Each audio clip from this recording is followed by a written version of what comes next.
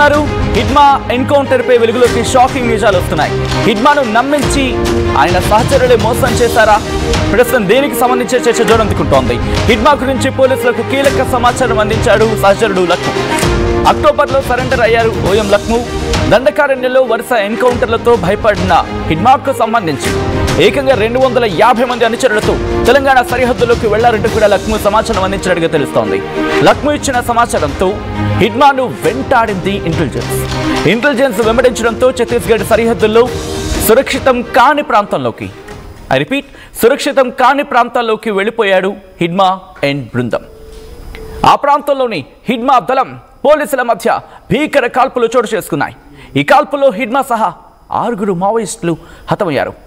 హిడ్మా సతీమణి సహా మొత్తం 6 మావోయిస్టులు హతమయ్యారు. ప్రస్తుతం దీనికి సంబంధించి ఆ బ్రేకింగ్ న్యూస్ చూస్తున్నారు. కీలకమైన అప్డేట్ కింద మాట్లాడుకోవాలి. ఎందుకంటే ఎలా ఇన్ఫర్మేషన్ వెళ్ళింది, హిడ్మా ఎక్కడ ఉన్నాడు? ఎందుకంటే ఛత్తీస్గఢ్ కావచ్చు, ఒడిశా కావచ్చు, తెలంగాణ కావచ్చు, ఈ ప్రాంతాలన్నిటికీ సంబంధించి పట్టు బిగుస్తూ వస్తున్న క్రమంలో ఆంధ్రప్రదేశ్లో ఉన్నారని చెప్పి ఎలా సమాచారం వెళ్ళింది, అసలు ఎలా ట్రాక్ చేశారు? దీనికి సంబంధించి మాట్లాడుకుంటున్న క్రమం హిడ్మా ఎన్కౌంటర్పై షాకింగ్ నిజాలు వెలుగులోకి వస్తున్నాయి. హిడ్మాను ఆయన సహచరులే నమ్మించి మోసం చేశారా?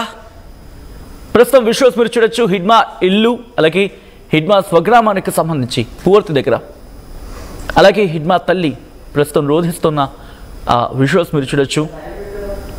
అసలు ఇంతకీ హిడ్మా సమాచారం లక్ష్మూ నుంచి ఇంటెలిజెన్స్కి ఎలా వెళ్ళింది? ఎందుకంటే సాధారణంగా మనం చూస్తూ ఉంటాం ఒక వ్యక్తి పట్టుబడ్డాడంటే కనుక వెంటనే ఇన్ఫర్మేషన్ వెళ్ళొచ్చు అని చెప్పి టాక్టికల్గా మూవ్స్ పడుతూ ఉంటాయి. చాలా అడుగులు చాలా త్వరగా ఆలోచనాత్మకంగా పడిపోతూ ఉంటాయి, దట్టు మావోయిస్టులకు సంబంధించి. సో ఈ క్రమంలో హిడ్మా సమాచారం ఎలా వెళ్ళింది, హిడ్మా ఎక్కడున్నాడు అనేది? ఎందుకంటే అక్కడి నుంచి ఛత్తీస్గఢ్లోనే సురక్షితం కాని ప్రాంతంలోకి ఎందుకు వెళ్ళాడు? ఫస్ట్ క్వశ్చన్ రైజ్ అయ్యేది అక్కడ. సో ఇవన్నీ కూడా ఒకసారి డీటెయిల్గా మాట్లాడుకునే ప్రయత్నం చేద్దాం. మా ప్రతినిధి రవి అప్డేట్స్ అందించేందుకు సిద్ధంగా ఉన్నారు. రవి దగ్గరికి వెళ్ళే ప్రయత్నం చేస్తున్నాను.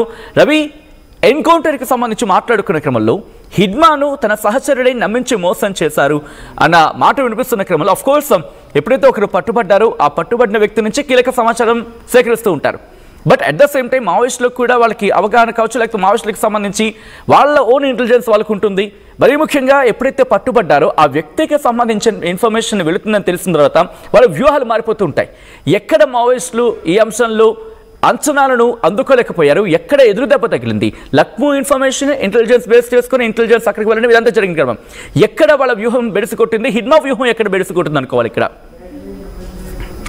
సచిన్, మనం ఇప్పుడు ప్రస్తుతానికి భారతదేశ వ్యాప్తంగా ఒక పెద్ద మోస్ట్ వాంటెడ్ నాయకుని ఎన్కౌంటర్ గురించి పదే ఈ మాధ్యమాల ద్వారా చూపెట్టే ప్రయత్నం, ముఖ్యంగా ఆర్టీవీ కొన్ని అంశాలు ఎక్స్క్లూజివ్ గా చూపెట్టే ప్రయత్నం చేస్తున్నాం. అయితే నిజంగానే ఎన్కౌంటర్ జరిగినప్పటి నుండి ఇప్పటి వరకు పాయింట్ టు పాయింట్ చూపెట్టే ప్రయత్నమే మన ప్రయత్నం జరుగుతుంది. అయితే ప్రధానంగా హిడ్మాకు సంబంధించిన అంశంలో ఇప్పుడు కూడా ఆర్టీవీ ఎక్స్క్లూజివ్ విజువల్స్, తల్లి ఏడుస్తున్న అరణ్య రోదన విజువల్స్ ఆర్టీవీ చూపెడుతుంది. అయితే మీరు చెప్పినట్టుగా ప్రధానంగా హిడ్మాకు సంబంధించిన అంశంలో ఎప్పుడైతే లక్ష్మా సరెండర్ అయిన తర్వాత, అంటే భీకర ఎదురుకు నేరుగా హిడ్మాతో పాటు 6గురిని పట్టుకొని తీసుకెళ్లి అల్లూరి సీతారామరాజులోని టైగర్ కారిడార్ ప్రాంతంలో ఇటు ఎన్కౌంటర్ జరిగిందని చెప్పిన పరిస్థితి అయితే కనబడింది సచిన్. రైట్, అంటే ఇక్కడ హిడ్మాకు సంబంధించి అఫ్కోర్స్ ఆ ఇన్ఫర్మేషన్ ఇచ్చిన తర్వాత హిడ్మాకి, ఎందుకంటే గెరిల్లా యుద్ధంలో కట్టు వ్యూహకర్తగా తనకంటూ ఒక ప్రత్యేకమైన వ్యవస్థ ఉంది, తనకంటూ ప్రత్యేకమైన వ్యూహాలు ఉన్నాయి. సో అటువంటి హిడ్మా నిజంగా నమ్మాడా? ఇది క్వశ్చన్ రైజ్ అవుతూ ఉంటుంది ఆ కాన్వర్సేషన్ విషయంలో కావచ్చు, ఇవన్నీ కూడా. సో ఈ ఎన్కౌంటర్ జరిగేంత వరకు కూడా ఇన్ఫర్మేషన్ లేకపోతే తన నెట్వర్కింగ్ని ఎక్కడికక్కడ కట్ చేసుకుంటూ వచ్చారా? సో ఈ చర్చ జరుగుతూ ఉంటుంది. తన నెట్వర్క్ తను కోల్పోవడం జరిగిందా, లేకపోతే కట్ చేసుకుంటూ వచ్చారా? అంటే 4 వైపుల నుంచి అష్టదిగ్బంధనం చేశారా? మొత్తం 4 మూలల నుంచి కూడా అష్టదిగ్బంధనం చేశారా హిడ్మాని? దీనికి సంబంధించి పోలీసులు ఏమంటున్నారు? ఎస్ రవి. ఎస్ సచిన్, అయితే కేంద్ర రాష్ట్ర ప్రభుత్వాల టార్గెట్ ఒకే ఒక నాయకుడు హిడ్మా.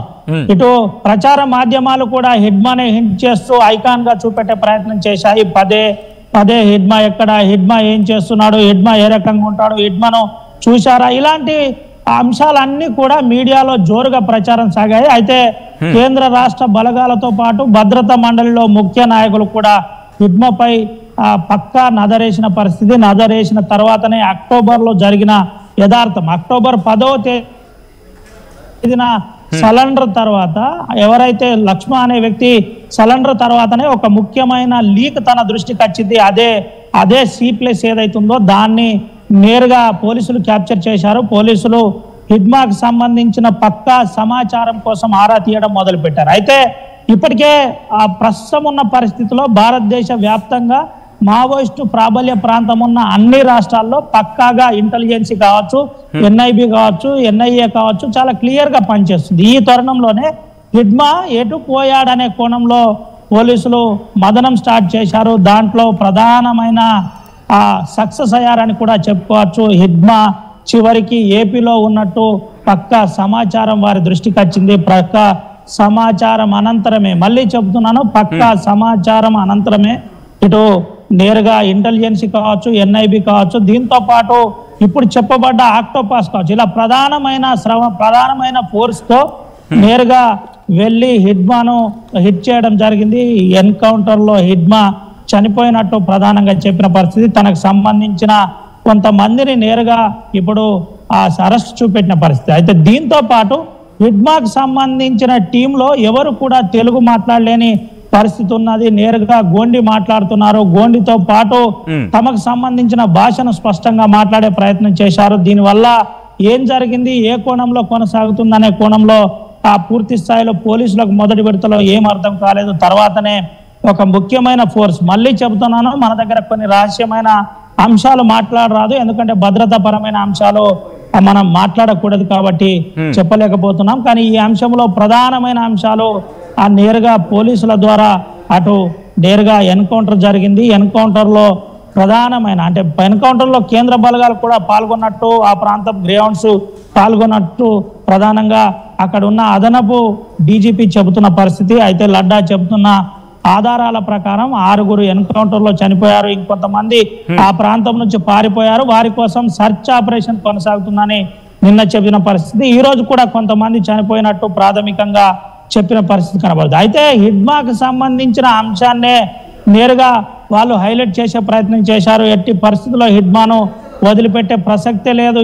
ఒకవేళ నిజంగానే తను ప్రజల మధ్య ఇటు ప్రజలను తీసుకొని వస్తే తప్ప వేరే ఆప్షన్ లేదు అనే ప్రయత్నం చేశారు. అందుకనే ఛత్తీస్గఢ్ ముఖ్యమంత్రి ఒక ప్రయత్నం చేశారు, ఉప ముఖ్యమంత్రి ఒక ప్రయత్నం చేసినప్పటికీ అది ఎట్టి పరిస్థితిలో సక్సెస్ కాలేకపోయింది. ఈ కోణంలోనే పూర్తి స్థాయిలో హిడ్మాకు సంబంధించిన హిట్లో ఇటు కేంద్ర రాష్ట్ర బలగాలు సక్సెస్ అయ్యాయని చెప్పుకోవచ్చు. ప్రధానంగా ఈరోజు భారతదేశ వ్యాప్తంగా ప్రధానంగా ఒక చర్చ కొనసాగుతున్న పరిస్థితి అయితే కనబడుతుంది. అయితే మరో కోణంలో ఓ అంశం కొనసాగుతుంది. ఎటు చూసినా ప్రచార మాధ్యమాల్లో ఇప్పుడు హిడ్మా గురించే చర్చ జరుగుతుంది. హిడ్మా ఎవరి కోసం నక్సలైట్ గా మారారు, అసలు ఎందుకు 17వ ఏటనే మావోయిస్టు పార్టీలో చేరారు, చేరి ఆ ప్రాంతంలో ఎందుకు మావోయిజాన్ని ఇంత దూరం వరకు సెంట్రల్ కమిటీ వరకు రాగలిగాడనే కోణంలో ఇప్పుడు ఒక పెద్ద చర్చ కొనసాగుతుంది. నిజంగానే అసలు ఏం జరిగి ఉంటుంది, ఏం జరుగుతుందనే కోణంలో ఇటు కొనసాగుతున్న పరిస్థితి. అయితే ఆదివాసుల హక్కుల కోసం ఆ ప్రాంతంలో పోరాటం జరిగింది.